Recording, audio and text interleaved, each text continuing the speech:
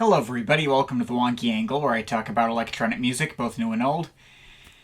And today, I'm talking about album number 6 from a guy called Gerald, To All Things What They Need.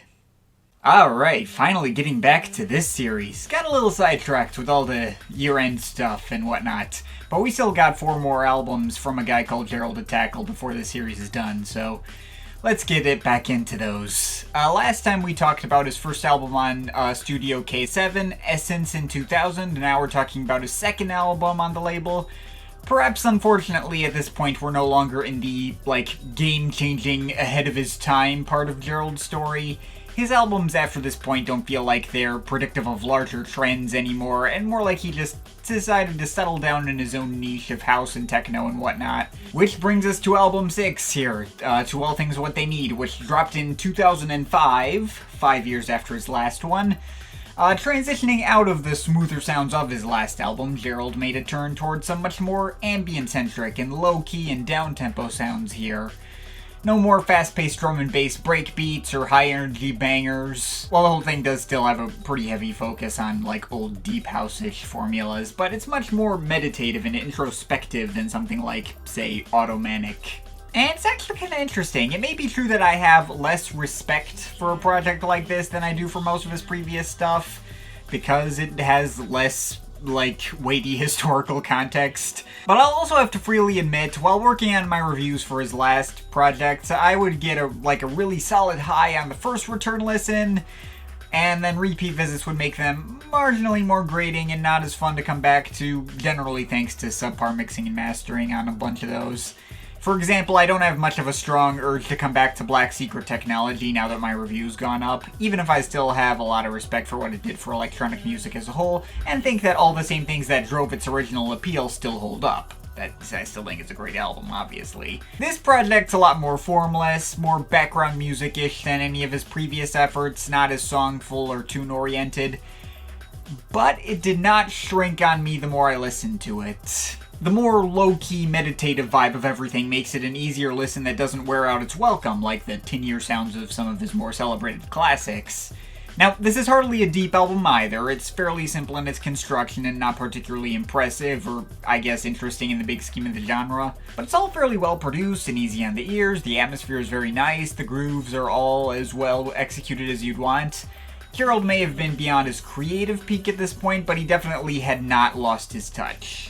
So, I suppose let's just go down individual tracks. There's actually a fair bit of variety on this thing. It opens up with a mostly ambient piece in American Cars, which sounds like it belongs in the same universe as Essence, with all its smooth pads, bleeping futuristic sound effects, sloshing water sounds, and bubbling synth melodies. This track does have some, tiny piercing percussion textures that are a bit of a turnoff because they're just super high-pitched, almost mosquito tone, and inadvertently sort of undercut the relaxed and refreshing tone the track was going for, which is a real shame because that vibe would have been nailed had those particular elements not been so uncomfortably treble heavy. Still a good track all the same, and will probably not bother people who aren't able to pick up on those high-pitched noises easily. It's a good sign when a track like this that has such a minor nitpicky problem is the lowest point on the album for me. I mean, these same sorts of vibes carry over into most of the rest of the album, albeit with more beat-heavy material.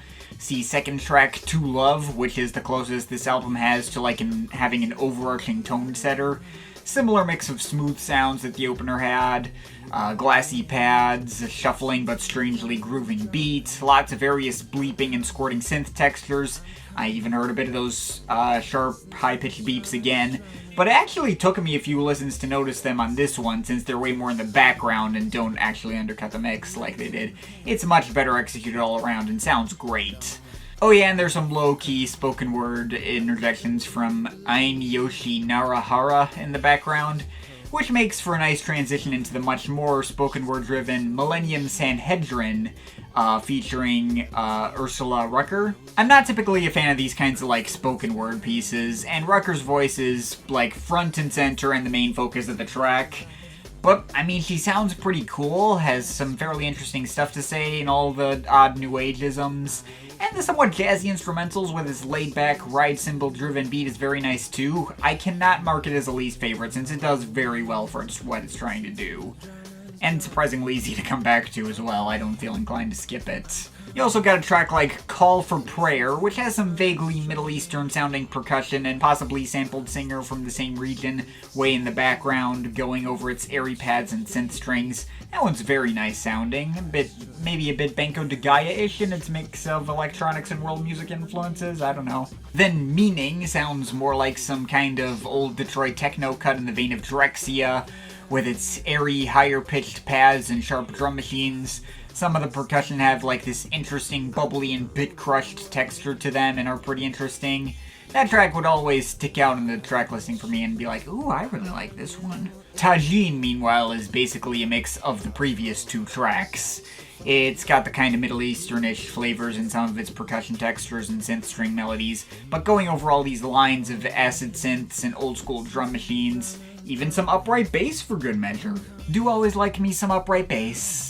This track transitions really well out of the previous track, so this one would often slip in the background without me noticing, but whenever I do notice it, I'm fairly impressed with what I'm hearing. On the other hand, then you got a track like Strangest Changes, which definitely does not blend into the background.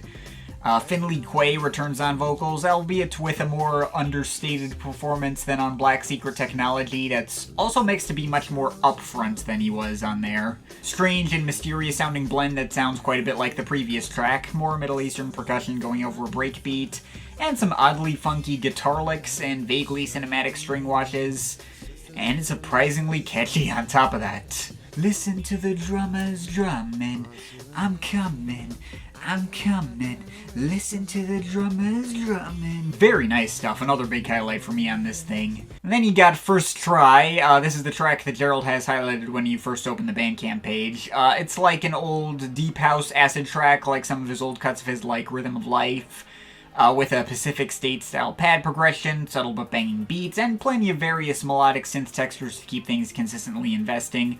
Another one of my favorite cuts here. And is followed up by what is most likely the album's biggest banger in Pump.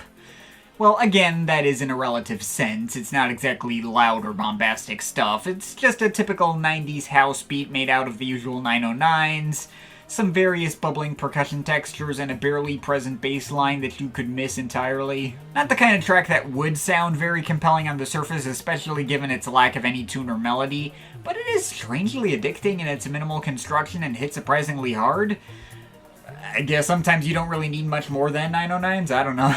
And then we finally close with What God Is, technically another spoken word piece, but this time delivered by that text-to-speech voice that would come with old Mac computers, talking about Taoism, like if Monolake had some kind of religious awakening, and sort of tying the whole vibe of the album together with another mysterious instrumental containing various textures of Middle Eastern and house percussion, with relatively static pads and intermittent bass lines.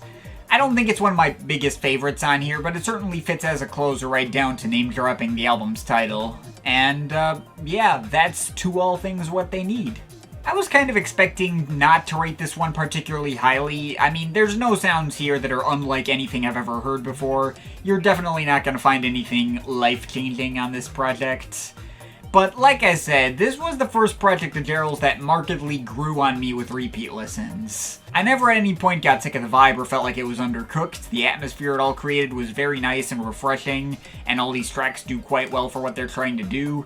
There's a decent amount of sonic variety, it's still all feeling very cohesive, it's well paced, I have very little to complain about.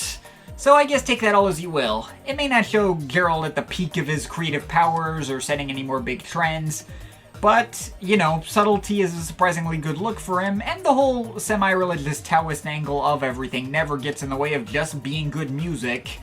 That sounds like the kind of thing that a guy called Gerald would do, so yeah, I'll say it's definitely worth giving a shot, and I'm overall feeling a 7.7 out of 10 on it. But of course, this is just my opinion. You can feel free to disagree with it, but I'd like to hear your thoughts, so leave the comments in the comment thing down there. Shout out to my Patreon supporters. They're awesome people. You want to add yourself to that list or make me review something, link to my Patreon is in the description.